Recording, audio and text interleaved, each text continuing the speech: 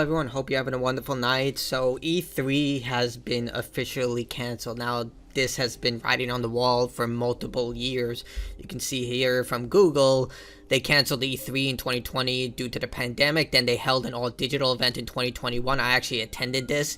It was a disaster. Like, I couldn't even schedule my meetings correctly. When I got into one, there were many different issues that compounded into like severe schedule conflicts. Like, I've been to E3 physically multiple years leading up to the pandemic, and it was always a wonderful event where I could meet colleagues, I could make connections, and it was through E3 that I was able to develop personalized connections with a lot of these big publishers such as 505 Games, Microsoft, Sony, Nintendo, Sega.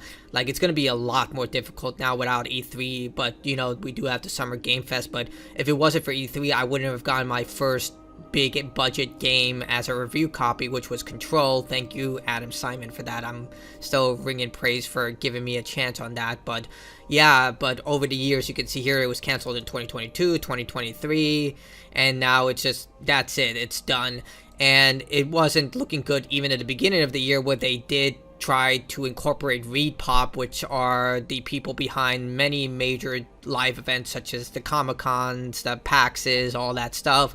But then they parted ways back in September, despite, you know, trying to reestablish E3 into more of a commercial event. They tried to sell tickets to the public, which were like, I believe, $200 to $500 a pop. It was definitely within the $100 mark. And not to mention, E3 is a huge tourist event. Not to mention that you have E3 itself, but outside the convention, they had like little events all around the center. They had like a shop set up from Sony, Ubisoft, Microsoft, and yeah, it was a big event. But like I said, Summer Game Fest has basically replaced this after Jeff Keighley left E3. He started this small event.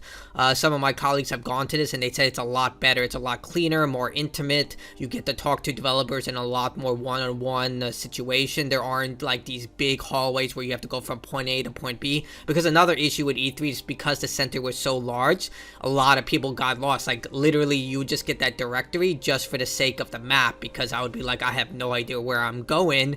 And even had situations where the event organizer or the people who were hosting the little one-on-one sessions would have to guide me through email or through the phone, saying, oh, you go through this door, then this door, then this door. It was not pretty. And yeah, but regardless, Summer Game Fest, I haven't been to this yet, but a lot of people have told me nothing but positive things. But with E3 canceled, I mean, it is what it is, because this was coming for a long time, with not only with every big organization tending to do more digital events. Like, Sony was one of the big ones. Nintendo was the first, but they've been doing their Treehouse and Nintendo presentations for a while, and they found it a lot more effective. Then Sony jumped in. Then Microsoft started to say, okay, we'll just do our own thing. Digital events are a lot cheaper, they're much more effective, and they just allow you a lot more opportunity to showcase your games in a much more one-on-one situation between the viewer.